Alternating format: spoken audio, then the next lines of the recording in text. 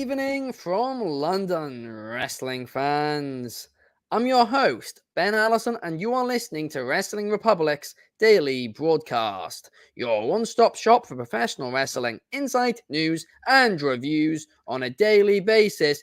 And today is Wednesday, and you know what that means. It means it's time for AEW Dynamite. Also, it's time for another one of my rants. And I'm going to be getting into that in just a minute because I'm not too happy about something that went down on Revolution. But also, John Cena has revealed that he was almost, very nearly, turned heel back in 2012 in his feud with The Rock.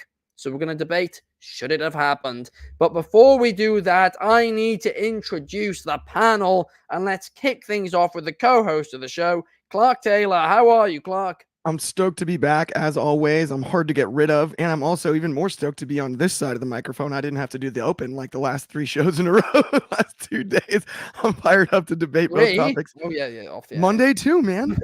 Remember? Arsenal game. No. Yeah. Who scored all the goals? We did. Six of them, to be exact. Now we're talking. I mean, it's not that I don't like hosting. I love hosting. Who put the ball in the net? Who put the ball in the net? Half the word I cannot say team did. Yeah, we're doing well, Arsenal. We're going to win the league. Also joining us, also from California, we have Carter. How are you today, Carter?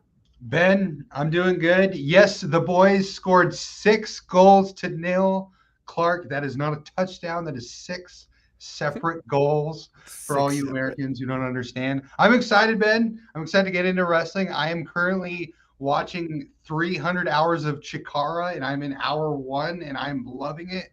So let's talk about the TV wrestling and the outlaw wrestling and all the Clark wrestling me and all the wrestling we talk about. Absolutely. We got numero 1 Superfly in the chat saying random statement, but Michael Cole wearing antlers was awesome. It was. That visual was indeed hilarious. We've got Anthony Manzano in the chat. Shout out to Anthony Manzano as well. But also shout out to the 4th person on the panel today, Josh Markowitz. How are you, Josh?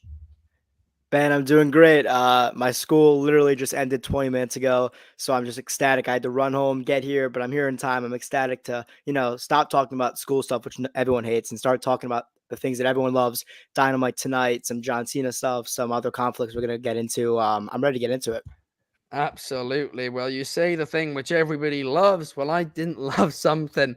We got Robert Chaos in the chat as well. Shout out to you, Chaos, but I'm just going to get right into this, right? I loved AEW Revolution. I thought it was a great show, but I hated how the women only got 12 minutes on a show which had 160 minutes of in-ring action on it. I honestly, it's indefensible at this point. It's insulting to that women's division which put so much time into their work. I mean, the entire history of this company has just been infuriating when it comes to their women's division. Because Tony Khan, right at the start of the company, said that he wanted to give equal opportunities to both men and women in AEW. But since the company started, he's shown anything but that. And let's be real about it. How many times do we bring it up? In fact, at times, I feel like we don't bring it up because we're so sick of bringing it up. But we shouldn't do that. Why? Because this women's division deserves an equal chance. They put in that work. They have that talent. And when we're talking about talent, since it started, everybody said, oh, it'll change when they sign this person. That person then signs. Guess what? Nothing changes. And it's just over and over and over and over again. And what's the definition of insanity? Doing something over and over and over again and expecting a different outcome. And that's what we've come to expect with AEW's women's division. They're so talented, right? And I know the Toni Storm versus Deonna Purrazzo match didn't deliver. I know that. But it was only given 12 minutes when they had, in my opinion, the 3rd best story heading into that event. It doesn't make any sense to me. I don't understand even how they're getting away with it, okay? Because WWE aren't giving women, a fair chance either. They should be giving them more in-ring time there too, right? But they give, on average, 30% of a show to the women's division, whereas AEW are giving 10%. 10%! 7% on a pay-per-view! 1 match out of 9 matches, right? 160 minutes of in-ring action, 12 minutes of it about the women's division. It's inexcusable. It really is. I don't even understand it because it's not like they're being given a chance and they're failing. They're not. Whenever they get given a chance, if they get given time, they succeed. It's not an even playing field, and it's really starting to annoy me about this company. It really, really is. Chaos is in the chat saying WWE Women's Division's better. Whether it is or it isn't, that's another debate for another day. But, I mean, what I will say is WWE gives more time to the women, and it's still not enough. But AEW Women's Division has so much talent in it. It really, really do. I mean, we got David Marge in the comments saying AEW knows better than what? No, Come on, David. I was like, did you not pre-screen that one? I didn't. No, I Come on, didn't. David. I presumed it was going to be a good one, but Hughes, no, that's just not true. It's not true, right? When they're given an opportunity, they deliver. Also, what's Stardom, by the way, which half this women's division competed in at one point or another, and they were all so, they were also great. There's so many great matches there. Okay, why is there a pattern of AEW's women's matches under delivering? I'll tell you why there's a pattern of those matches under delivering. It's because the stories that are being told either aren't good enough or the matches aren't being produced right. Because all these women have had great matches elsewhere. Why is it suddenly in AEW where the matches don't deliver? I don't know, but that's even a different side to the argument. This side of the argument is that, hey, I don't think it's very fair. Clark, what do you think? I mean, the women's division is so stacked. I would have absolutely liked to see at least one more match on this card. No doubt about it. The women's match and rivalry we got, I actually enjoyed. People were critical of it, but Toni Storm is still excellent and over as could be. Yeah. I love her character and what she's doing with the title and all of it. There's a lot of positives in the women's division, as you mentioned, right? It is a stacked roster. I think at some point they've just got to get it right booking wise and give the time. Like you said, it's an easy solution, and it's no knock on the talent. It's simply a booking an opportunity thing. And it's really easy to. I wish I had more than that. It's an easy fix. It's true because it's like you've got every piece to the puzzle necessary except for the corner pieces. Well, like those are the easiest ones to find. It's like all you need to do is make it right. I wish I had a deeper oh man, maybe if they sign, if they do this, the roster is already stacked. It is. We've seen the talent. There's been great women's matches. It's just a matter of making sure that the time is given. Other than that, I don't have much else, man, when it comes to that. Because I agree with you. It is egregious that it was one match. The one was good, but one's not enough. Yeah, I mean, especially, the other argument as well is it was given 12 minutes. 12 minutes when you tell a story that good. And that match, we know how the pace Deonna works more of a slow, calculated pace, similar to Jay White to Randy Orton, And when you work that, slow, technical style of wrestling, you do need longer matches to, get to the, the climax of the match. I mean, Numero One Superfly says AEW's women's division is top notch, but Tony Khan is not bucking them to their full potential. I mean, that's the brutal reality of it. Bobby Petito says 2 names who are amazing. Diamante and Mercedes Martinez need to get more TV time. Absolutely. I mean, so many people need to get more TV time. It's whatever. Carter, I know you're a huge AEW fan, but, do you think that they do need to be given the women's division a bit more time? Well, it's all Uncle Tony's fault. We all know this. But I mean, if you look at it, I'm looking at it, I have the card open right now.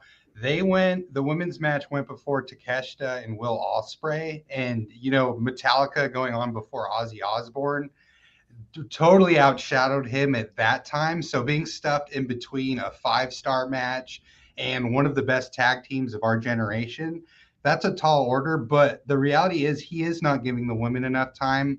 I recently watched, and Drizzy called this the match of the year, Willow Nightingale and Sasha Banks. And that was like 5 stars. I believe Sasha got hurt there, but that was an all women's booked match. And you had CMLL girls, TJPW girls. So you're totally right, Ben. It's not lack of talent. They have one of the best talent pools. But this is happening in WWE too. Indy Hartwell, horribly booked since they called her up. I will say true. I don't know if you guys disagree with that, but she No, can I be agree. as good I as Charlotte 100% Flair, agree. and they have booked her.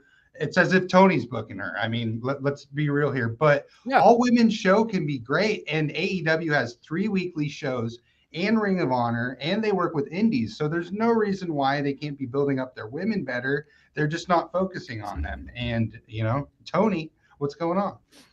Yeah. Exactly. Carter, bang on. Literally bang on the money Yeah. there. I mean, Josh, what do you think about it? Yeah, like I want to go back to your point quickly, Ben. What you said in the beginning, like when you start a company and you go out into the public and you say your promises, and one of those promises is, "Hey, let's give equal opportunity. Let's make this the best women's revolution, the best women's roster there is in professional wrestling." Then deliver that promise. You got fans that want to see that promise, deliver it. It was an insult to the women's division. I completely agree with you 100%. All three of you guys hit it on the mark. Tony's got the control. Was it a great pay-per-view? Yes. But I do think that every match on there was necessary. But then again, you can work stuff around, you can move matches around. Yeah, it's a little bit ridiculous. I completely agree. I think they definitely deserved more than 2 matches, and one of them being on the 0 hour. And especially just like in a crowd of 16,000 plus. I mean, how often does AEW see a crowd that big? Besides All In, of course, 16,000 plus. AEW rarely ever sees a crowd that big, maybe once, twice, 3 times a year. And you're giving the woman 12 minutes in front of that big of a crowd. It's just not a good look for Tony at all. I agree. I mean, again, bang on. You're not giving them, the chance in front of the big crowd, in front of the big audiences on the big stage, and that's what you need. It really is there. And I think we've, to be honest with you guys, hit all the points. So, I mean, I want to read out this comment from Anthony Manzano here, who says, "Yeah, his track record of booking the women's division scares me. If Mercedes comes in, which obviously Boston is hitting, hinting at, it's only going to be a couple of weeks of God booking for her, and then she's going to be thrown to the side. I mean, listen, maybe she will come in and change everything. Maybe she will. But how many people have we said that about and who haven't? I do think it will be different with her, but I still don't think it's gonna improve the entire division. I think it's just gonna be whatever she's in gets that time, and maybe that time becomes a little longer. But I don't think it's gonna improve significantly. But I now want to move on to a bit of a lighter topic, a bit of a better topic, a bit more of a celebratory. Celebratory. Got him. Celebratory. Oh, whatever, right? See? Topic, because I want to talk about the Hall of Fame, because we have the first 2 names announced in this year's Hall of Fame, and I'm excited about it. It's 2 great names. It's the first class of the Triple H era, and these 2 names are, firstly, Paul Heyman, the wise man, and secondly, announced today, Bull Nakano. I mean, those are 2 huge names and 2 very, very, very deserving names to be entering that Hall of Fame. Clark, I want to know who you think will induct. I mean, Heyman, maybe both of them, but also what your thoughts are in general about this. I love both. Heyman, super deserving. Bull Nakano, I thought should have been in a long time ago. I was actually kind of like shocked when I saw the Bull Nakano name. I assumed Bull Nakano was already in the Hall of Fame. So that one could almost be anyone. I actually think the person to induct Bull will be someone closer to that era. And that one's going to be much harder to predict.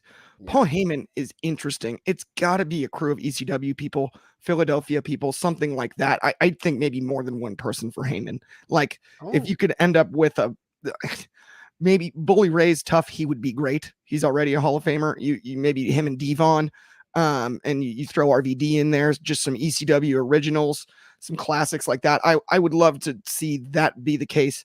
Although it would not bother me if it's CM Punk. I think that would be cool. And he's not super busy this weekend or that weekend. I know, I've checked the calendar. He doesn't have a whole lot going on. He's going to be in town. It makes sense. So if not a bunch of ECW guys, I think for Heyman, Punk, Bull Nakano is harder to predict, but absolutely deserving of a Hall of Fame induction.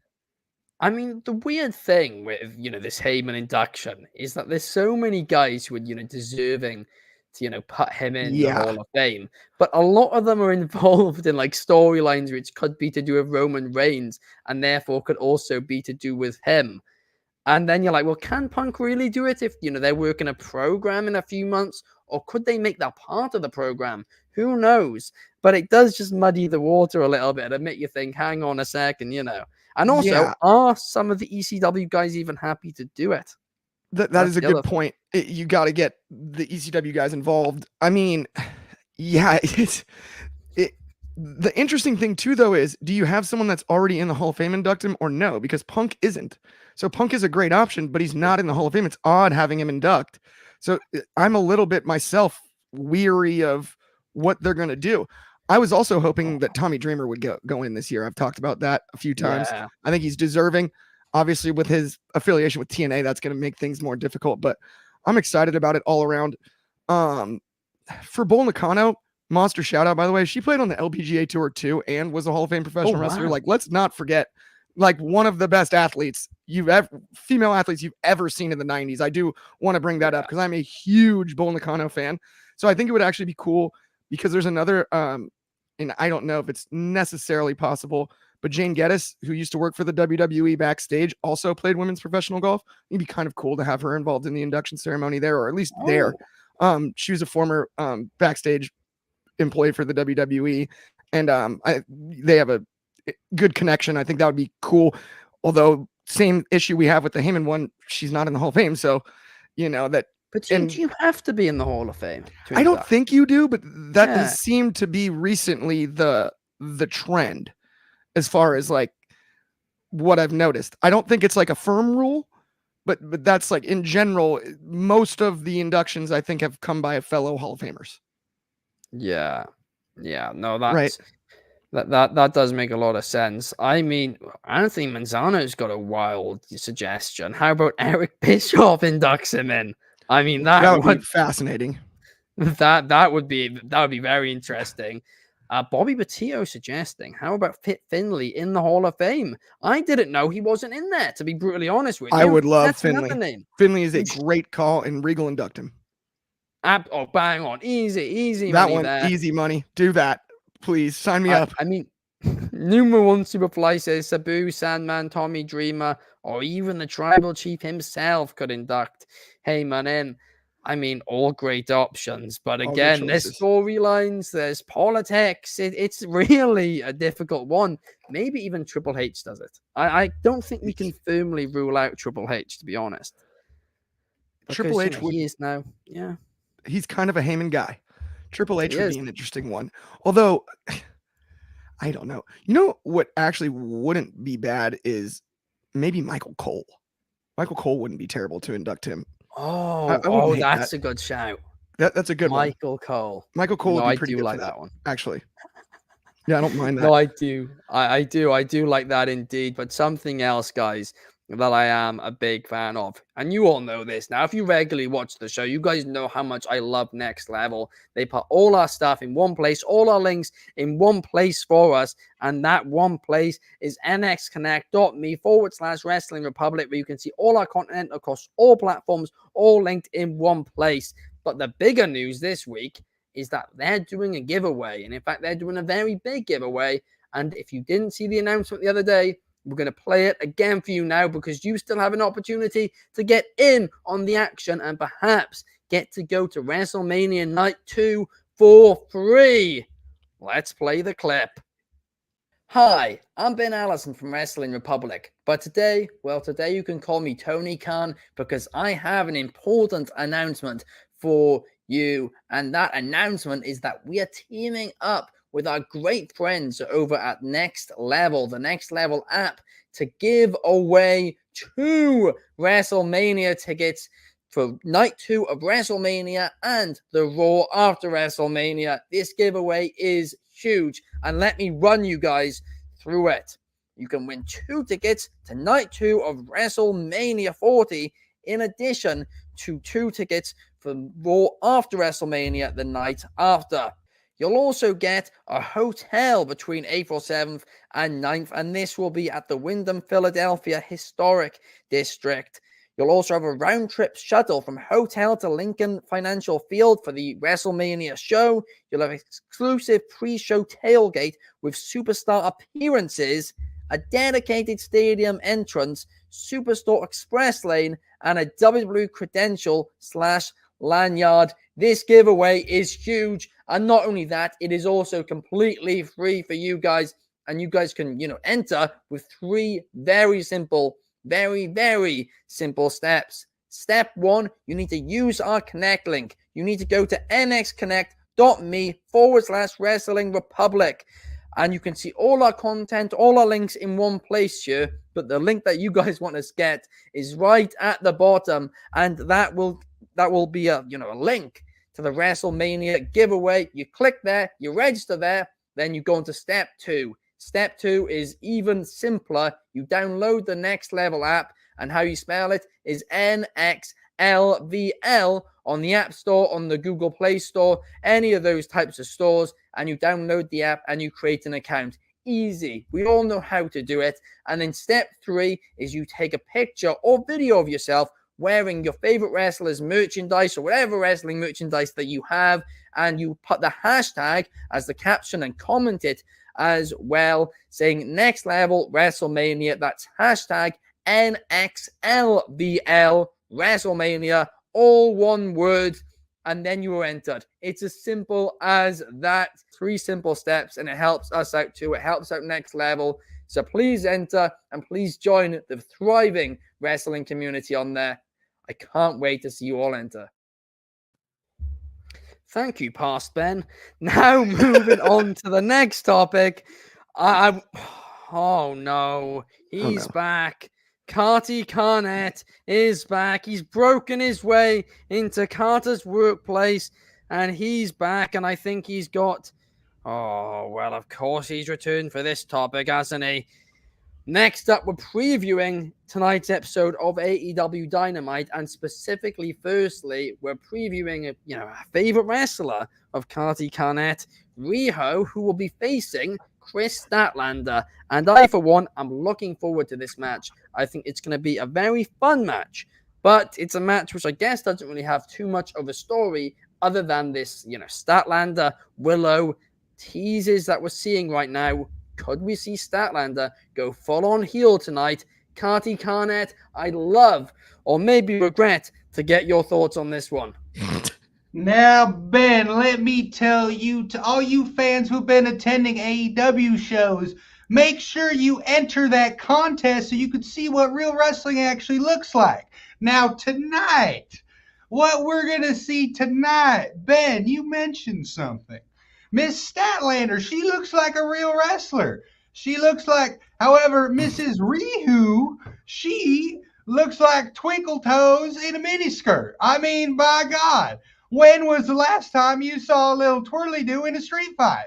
You let me know. Now, I can tell you something, okay? Now, I've been mistaken. When I say Uncle Dave, I mean Uncle Dave Sheldon. He is going to love this match. He's going to give it between 4 and 5 stars. And Ben, this is the problem. We can't be giving away stars like they're nothing. And to these non-combative, I mean, Statlander is having a great tag team run, and Uncle Tony goes, yeah, let's put you in a singles match with one of the title contenders. This makes no sense, Ben.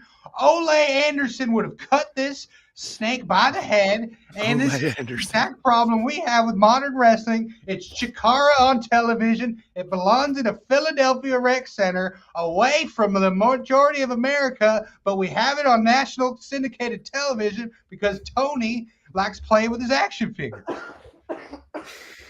Carty Carnett, there's been something I've been dying to ask you, right? I know you're not a fan of Riho. You say she doesn't look like a real wrestler. Well, does Rey Mysterio look like a real wrestler to you? I mean, at least a little bit. He does the twirly-doos and the speaky-doos, but at least he's got a little bit of muscle. Who is Riho beating up? I mean, who is this woman beating up? I mean, I get it. You get your Joshis, you bounce around, you do your Twinkle Toes, loves it. And Uncle Dave is going to love it. It's going to get ratings. But you're gonna go, hey, how come nobody's watching? How come our arena's only 60% full? And it's because Tony didn't listen to me, Ben. It's because Tony didn't listen to me. Fair enough. Fair enough. I mean, Oh, that was so 60 still a lot more than 7%, which is all this women's division is getting, unfortunately, Carty. But no, I do agree with some of what you said, not other parts. For one, I'm looking forward to seeing Rio performing tonight, and hopefully her and Statlander is a lot of fun. We have number one Superfly saying Chris Statlander wins this match. One thing which has been, circulating, Carty, is that, this Statlander and Willow storyline. Will Statlander turn heel on Willow, or will Willow turn heel on Statlander, or will they both turn heel? I mean, what are your thoughts on Willow? And should she turn heel in this, or do they just need to keep her as a babyface?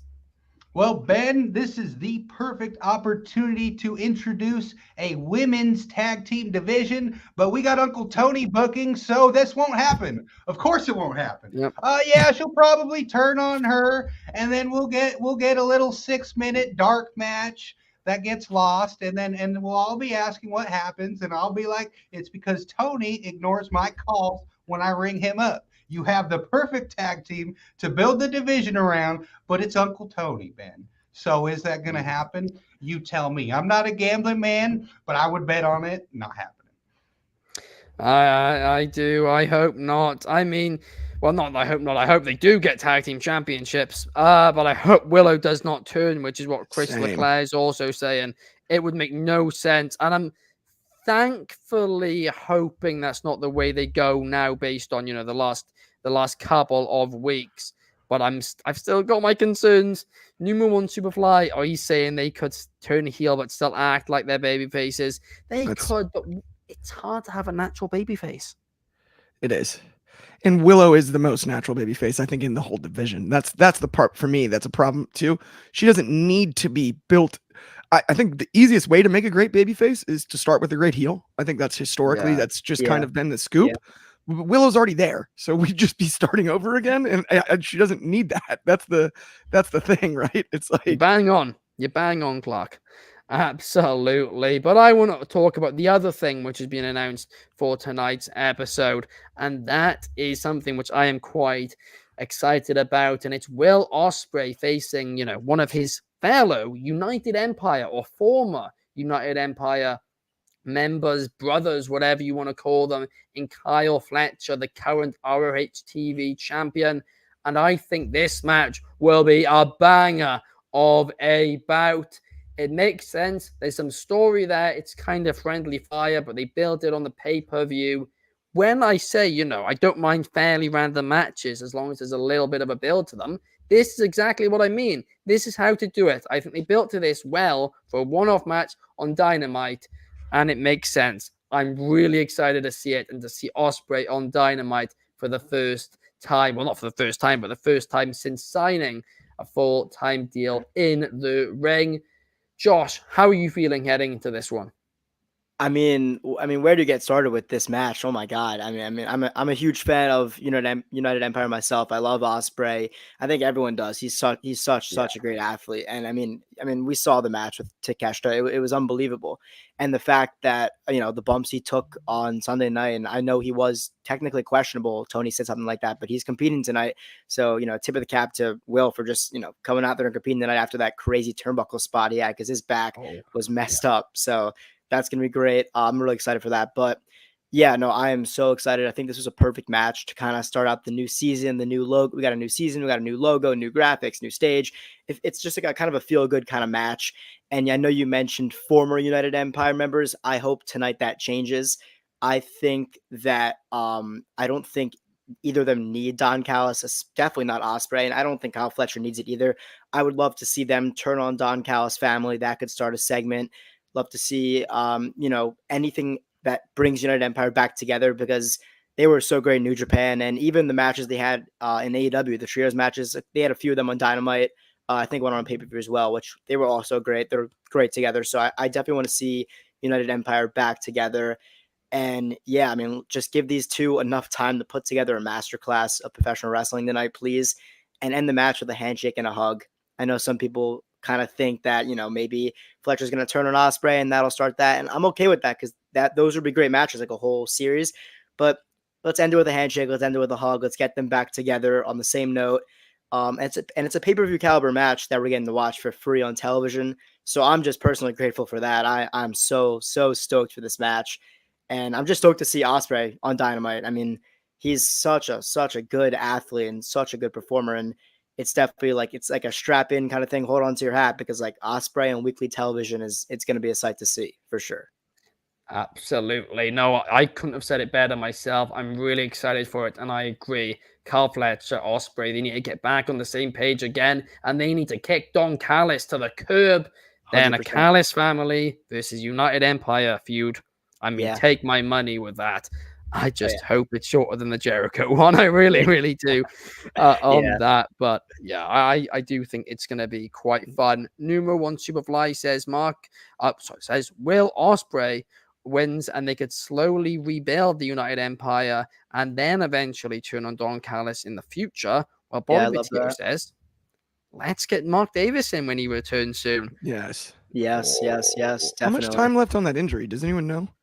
He was pretty hurt. It's been a long while. It was a very long-term injury, but I think it must be relatively soon now, like in the next 3 months. Would you get, if we're just guessing here, 8 months? Would you say it's been? I believe he was meant to be out for 9 months, and I think he's been out now for 6 months or something. Okay. So I presume it, or maybe more. I don't know. Maybe some of the comments can help us out on this one, because I'm not best with injury timelines. But if that is the case, then I cannot wait to see. I cannot wait to see Mark Davis back. I cannot wait to see Aussie Open back together as well.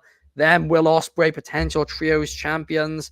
I mean, give them all the gold, give them all the matches. Just don't kill their body. No doubt. I mean, I bet Carty Carnett's probably a little bit worried about the amount of bumps Will Ospreay's taken. Are you, Carty? He's gonna get hurt. He will get hurt because we do not. It's Tony.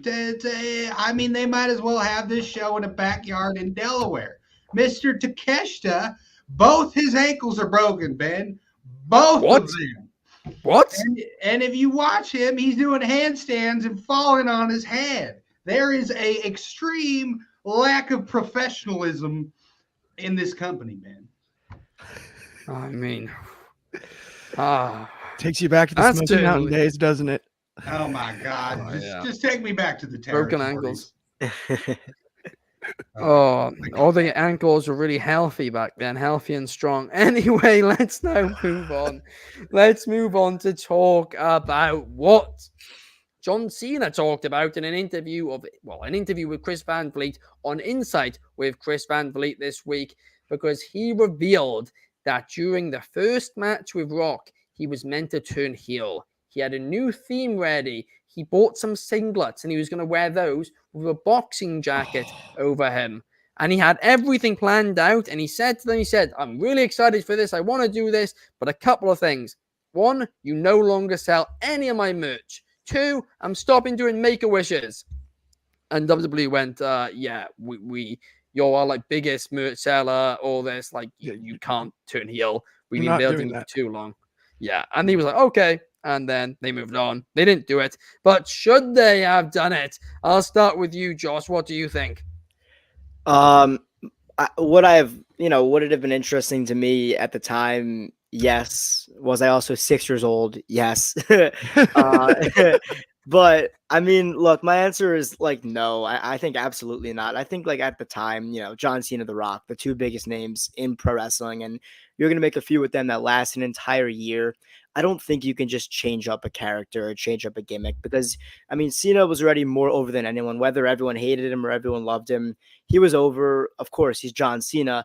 So I think that's the last thing. I just think it would have been risky, if John Cena comes out and he's a heel and he's wearing this new outfit and everyone's like, okay, this is dumb, this is corny.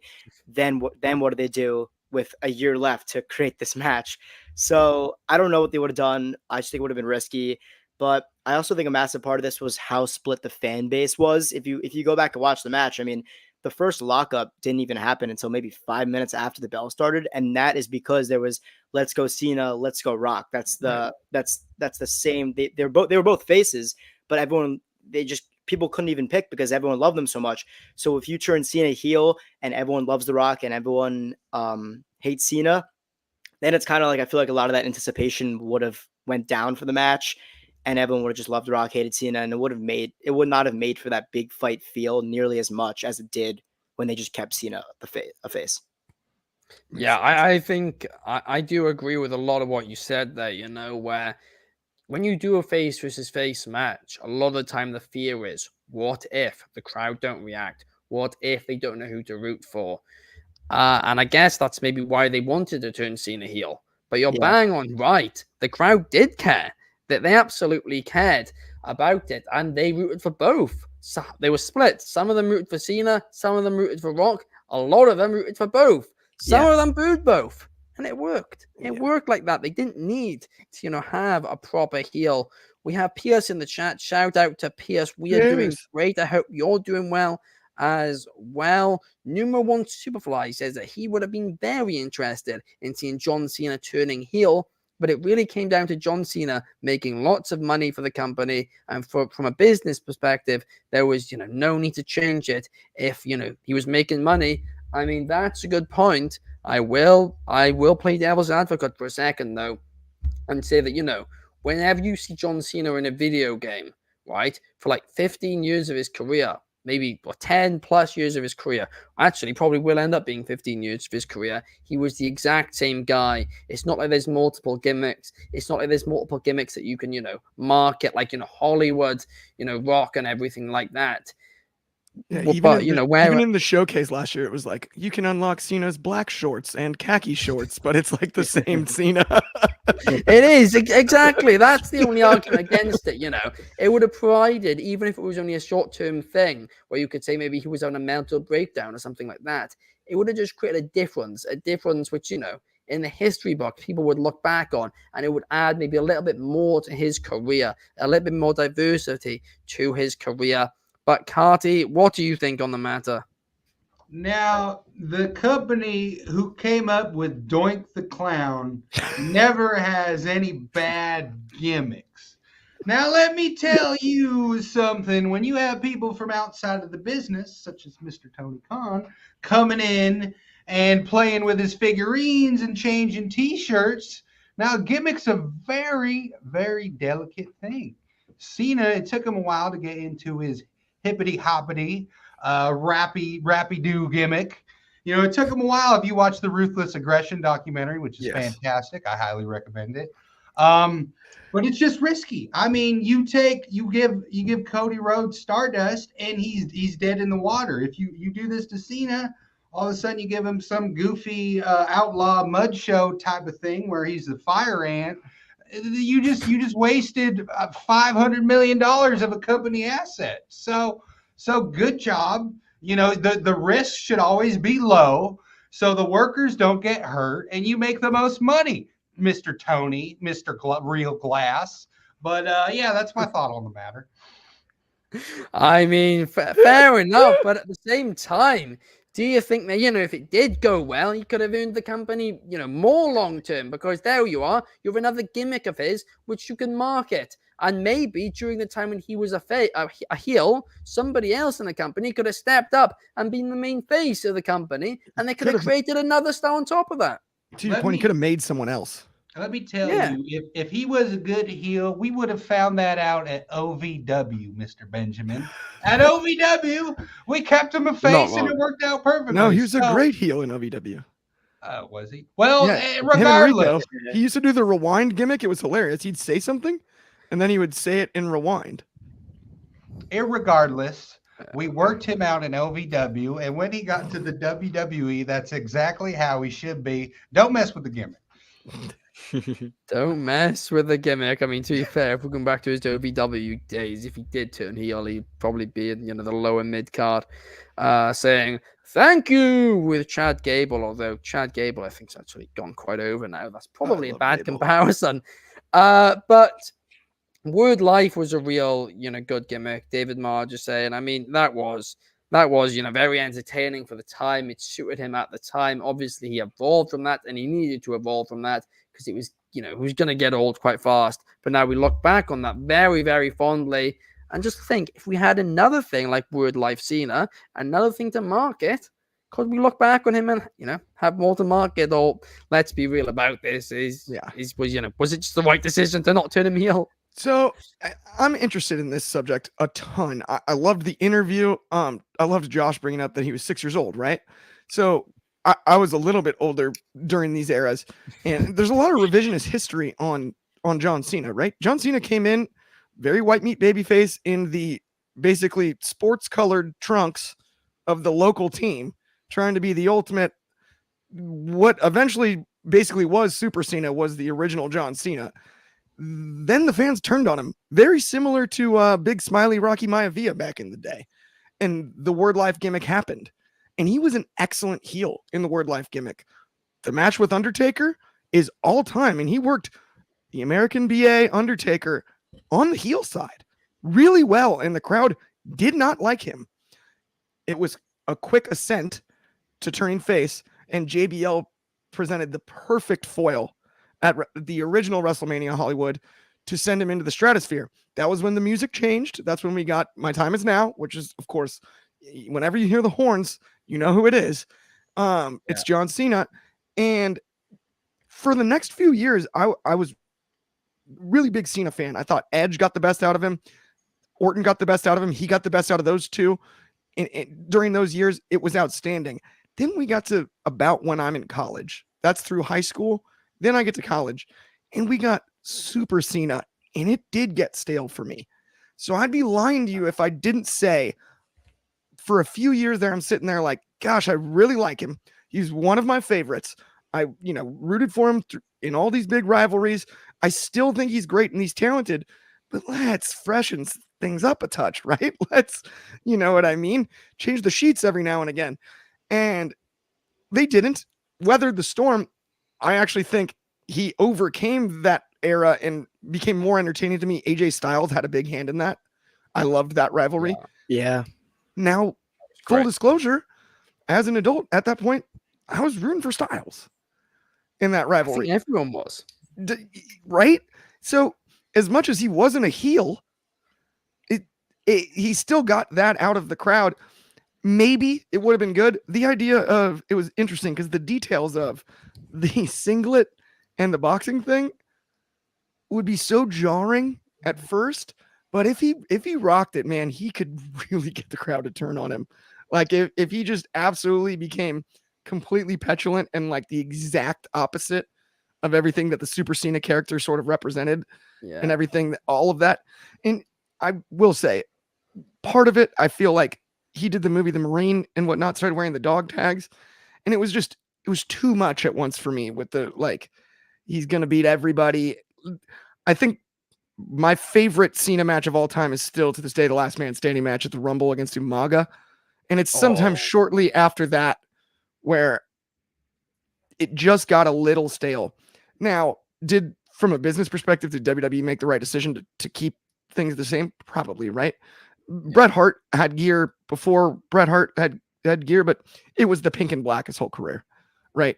Same look, same guy. Now, you might change a little here and there personality-wise, but completely repackaging, I don't know, right? Shawn Michaels had tons of different ring gear, but generally the same, right? He's wearing pants and boots and kick pads, and there you go, right? Like, at some point, the pants became baggy pants as opposed to the tights, right? Like, that was it.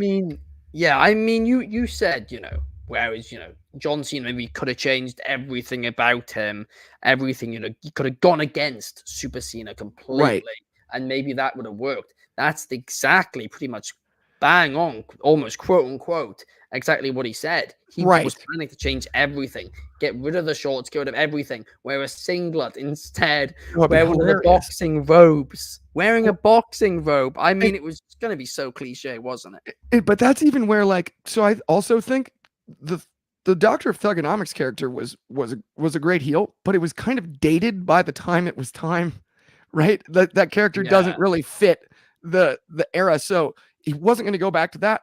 I like if he was going to turn heel, changing the aesthetic was going to be key for him, I think, in that situation, because the only way to do it without changing the aesthetic would be to go back to Doctor of Thugonomics and start. But I don't think that would have worked in that that climate at that time. I enjoyed the character, but it was dated by then. Yeah. You know what I mean? No, you are right. Yeah.